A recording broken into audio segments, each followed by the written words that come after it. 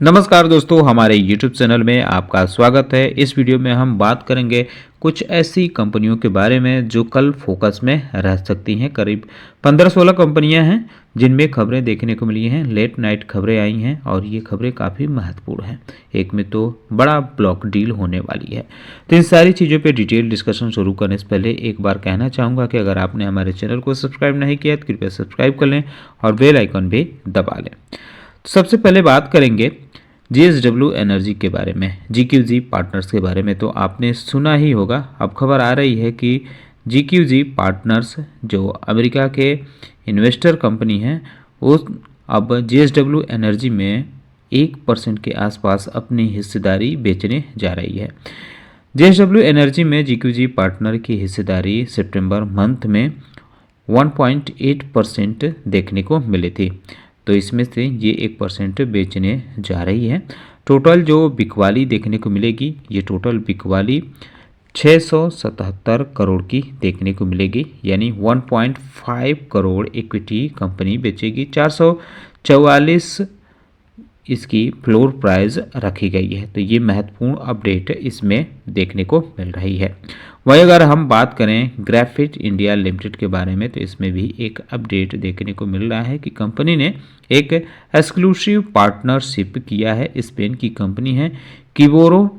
इसके तहत company distribute करेगी अपनी ग्रेफीन बेस्ड हीट ट्रांसफर ऑडिटी यानी HTA, जो भारत में ये ट्रांसफ़र देखने को मिलेगा। तो महत्वपूर्ण अपडेट इस कंपनी में ये आया है। नैल्को कंपनी के बारे में बात करें तो कंपनी के बोर्ड ऑफ डायरेक्टर की मीटिंग हुई है जिसमें अप्रूवल मिल गया है माइन डेवलपर ऑपरेटर कॉन्ट्रैक्ट को अवार्ड करने के लिए। अब ये कॉन्ट्रैक्ट जो है बक्सर में देखने को मिला है माइन की, और ये कॉन्ट्रैक्ट दिलीप बिल्डकॉन लिमिटेड को दिया गया है। तो इस वजह से आप इन दोनों कंपनियों पे नज़र रख सकते हैं। L1 बीडर इसको घोषित किया गया है। टोटल जो चार्ज हैं वो 423 रखा गया है, पर टन के हिसाब से रखा गया है। 25 साल के लिए ये कॉन्ट्रैक्ट बताया जा रहा है। तो महत्वपूर्ण अपडेट दोनों कंपनियों के लिए ये है। टाटा पावर में भी आप नज़र रख सकते हैं क्योंकि कंपनी ने 400 किलोवाट के कोस्टेश्वर ऋषिकेश ट्रांसमिशन लाइन को कमीशन यानी पूरा कर लिया है, जो नॉर्थ इंडिया के ग्रिड का 1000 मेगावाट का क्लीन हाइड्रो पावर में है। तो जो ये लाइन है ये इवैक्यूएट करेगी पावर को तिहरी कोटेश्वर कॉम्प्लेक्स में, जो उत्तराखंड में देखने को मिलता है। तो ये अपडेट इसमें है, आप इस पर नज़र रख सकते हैं। इसके अलावा गोदरेज एग्रोविटा लिमिटेड में भी एक खबर देखने को मिल रही है। कंपनी की तरफ से बताया गया है कि गोदरेज इंडस्ट्रीज़ ग्रुप जो है वो इन्वेस्ट करने वाली है 10,000 करोड़ ये करेगी तेलंगाना के अपने बिजनेस में। यह एक as a part of subsidiary Creamline dairy product जो गोदरेज जयश्री है, इसके साइन के साथ MOU भी हुआ है। तो ये महत्वपूर्ण अपडेट है। टोटल 150 करोड़ जो है नया 40 एकड़ डेयरी प्रोसेसिंग फैसिलिटी में सबमिट देखने को मिलेगा। तो ये महत्वपूर्ण अपडेट है। जायडस लाइफ साइंस लिमिटेड के बारे में बात करें तो इसमें भी एक अपडेट देखने को मिल रहा है। कंपनी की UAE सब्सिडरी देखने को मिलती है, उसने एक एक्सक्लूसिव लाइसेंसी और सप्लाई पार्टनरशिप किया है। फार्मिकॉन AG है, इसके साथ किया है। FYB 206 के लिए ये देखने को मिला है पार्टनरशिप। तो ये महत्वपूर्ण अपडेट दोनों कंपनियों में रहा है। आप इन दोनों कंपनियों पे चाहे तो नज़र रख सकते हैं। स्विगी लिमिटेड के बारे में बात करते हैं तो एक बड़ा अपडेट इसमें यह है कि कंपनी ने 10,000 करोड़ का अपना QIP लॉन्च कर दिया है, जिसमें इंडिकेटिव फ्लोर प्राइस रखा गया है 371 पर इक्विटी, जो वर्तमान प्राइस जो यानी जो कल क्लोजिंग देखने को मिली है उससे 6.8% कम है। तो इस पे भी आप फोकस में रह सकते हैं। यह कंपनी लोगों की निगाह में रहेगी। पाइन लैब्स लिमिटेड के बारे में बात करें तो इसकी सब्सिडरी कंपनी है सेतु। उसने ट्यूसडे को अपना पहला जेनेटिक बिल पेमेंट एक्सपीरियंस जो एआई प्लेटफॉर्म चैटजीपीटी और क्लाउड है इसको लॉन्च कर दिया है। ये भारत का पहला जेनेटिक बिल पेमेंट एक्सपीरियंस होगा। एआई प्लेटफॉर्म चैटजीपीटी पे ये चीज़ें लॉन्च की गई है, तो ये महत्वपूर्ण फाइन लैब में रही है।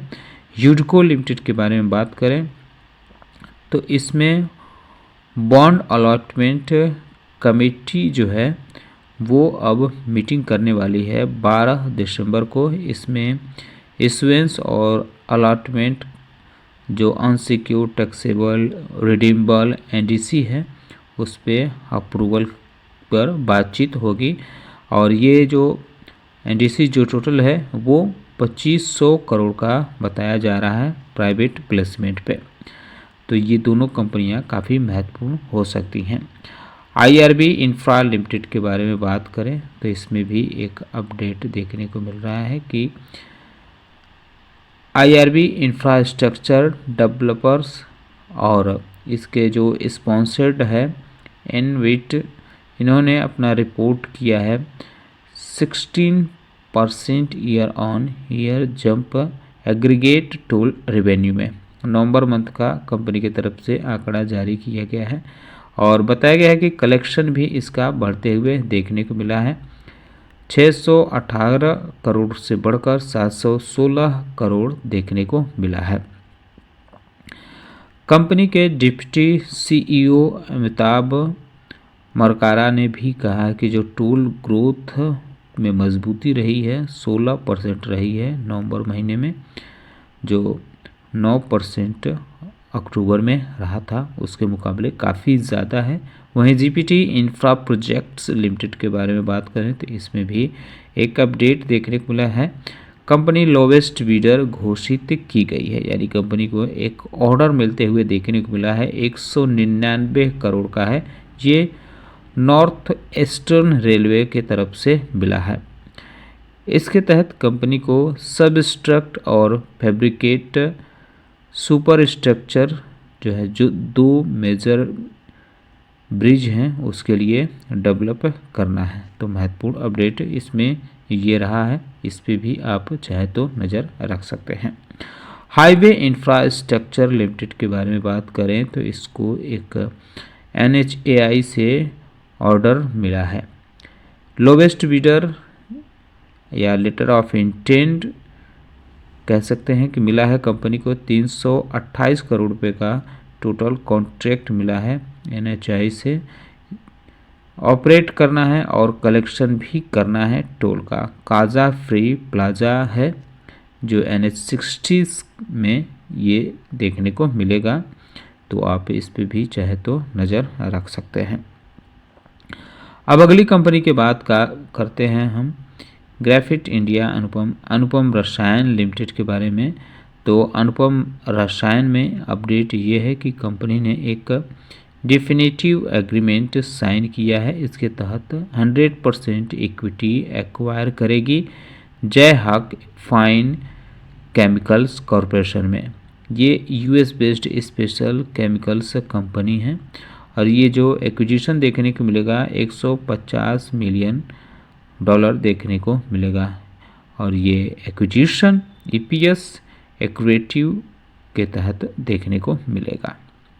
तो आप अनुपम रसायन पे भी नज़र रख सकते हैं। HG इंफ्रा इंजीनियरिंग में अपडेट ये है कि GST डिपार्टमेंट की तरफ से सो कॉज नोटिस दिया गया है। इसमें टैक्स डिमांड, इंटरेस्ट और पेनाल्टी की बात कही गई है। NRB बियरिंग्स लिमिटेड में भी अपडेट देखने को मिल रहा है।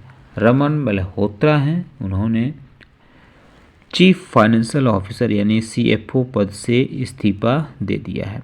साथ ही साथ बोर्ड ऑफ डायरेक्टर ने धारा देहडी को जो करंट फाइनेंशियल कंट्रोलर हैं उनको इंटरिम चीफ फाइनेंशियल ऑफिसर और की मैनेजरियल पर्सन अपॉइंट किया है। यह 14 दिसंबर से इफ़ेक्टिव होगा और ये तब तक रहेगा जब तक नए CFO नहीं आ जाते हैं कंपनी में।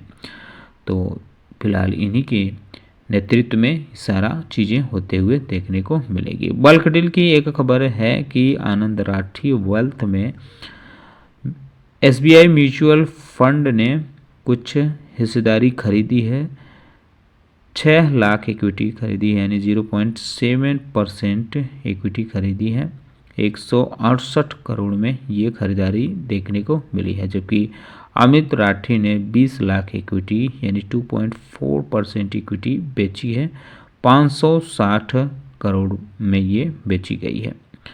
जो बिकवाली के पर इक्विटी रेट रही है वो 2800 के आसपास रखी गई है। तो ये अपडेट था। उम्मीद करता हूँ कि आपको हमारा वीडियो पसंद आया होगा। कैसा लगा बताना ना भूलें। साथ ही साथ आप हमारे चैनल पर विजिट करके ASM लिस्ट की पूरी जानकारी हासिल कर सकते हैं। डिस्कशन सुनने के लिए बहुत बहुत धन्यवाद।